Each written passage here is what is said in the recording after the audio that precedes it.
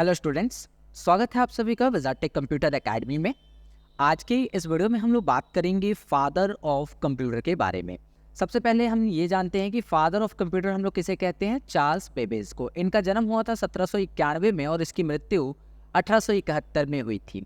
ये एक बहुत ही एक्स्ट्रा ऑर्डिनरी टैलेंटेड साइंटिस्ट हुआ करते थे। चार्ल्स बेबेज जो थे वो एक साइंटिस्ट थे, प्लस वो मैथमेटिशियन भी थे, यानी मैथ के प्रोफेसर भी हुआ करते थे, इकोनॉमिस्ट भी थे और एक इंजीनियर भी थे। तो इतनी सारी चीज़ें इनके अंदर, इतनी सारी क्वालिटियाँ थी और इन्होंने ही सबसे पहला कंप्यूटर डिज़ाइन किया था जिसे आज हम यूज़ कर रहे हैं। हालांकि इनके इन्वेंशन से पहले भी बहुत सारे कंप्यूटर बनते आ रहे थे, लेकिन इन्होंने जो कंप्यूटर डिज़ाइन किया था वो काफ़ी ज़्यादा यूज़फुल था। इनके द्वारा जो इन्वेंशन किया गया था उसका नाम था एनालिटिकल इंजन, और आज का हमारा जो कंप्यूटर है वो एनालिटिकल इंजन पर ही आधारित है।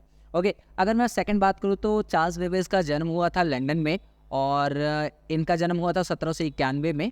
ये एक मैथमेटिक्स के जीनियस थे, मतलब मैथमेटिक्स ये पढ़ाया भी करते थे और मैथमेटिक्स की इनको अच्छी खासी नॉलेज हुआ करती थी। अगर मैं बात करूँ तो ये एक नेचुरल इन्वेंटर थे जो हमेशा किसी न किसी इन्वेंशन में लगे रहते थे।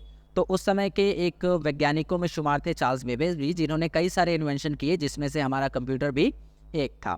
ठीक है, इसके अलावा इनको जाना जाता है अपने इन्वेंशन एनालिटिकल इंजन की वजह से, क्योंकि इन्होंने जो कंप्यूटर बनाया, एनालिटिकल इंजन बनाया, वो आज के कंप्यूटर से काफ़ी ज़्यादा मिलता जुलता कंप्यूटर, यानी उसी के बेस पर, एनालिटिकल इंजन के आधार पर ही आज के कंप्यूटर की नींव रखी गई। ओके, इसके अलावा अगर मैं बात करूँ तो एनालिटिकल इंजन इन्होंने जो बनाया था उसमें एक ALU लगी होती थी, अर्थमेटिक लॉजिक यूनिट, जो कि पता लगाता था कि करना क्या है, किसी भी कैलकुलेशन को कैसे करना है, अर्थमेटिकल लॉजिकल ऑपरेशंस को परफॉर्म कैसे करना है, वो काम था इसका। उसके साथ साथ इसमें बेसिक फ्लो कंट्रोल हुआ करता था, जिससे पता चलता था कि एक के बाद दूसरा कौन सा जो है ऑपरेशन फॉलो करना है, ये सारी चीज़ें। और इसके बाद एक इसमें मेमोरी भी हुआ करती थी, जिस मेमोरी का प्रयोग करके डाटा कंप्यूटर के अंदर भेजा जाता था या फिर वापस भी लिया जाता था। और इसी वजह से ये कंप्यूटर काफ़ी ज़्यादा जनरल पर्पस कंप्यूटर था और इसमें काफ़ी ज़्यादा आसानी से लोग अपने कामों को कर पाते थे।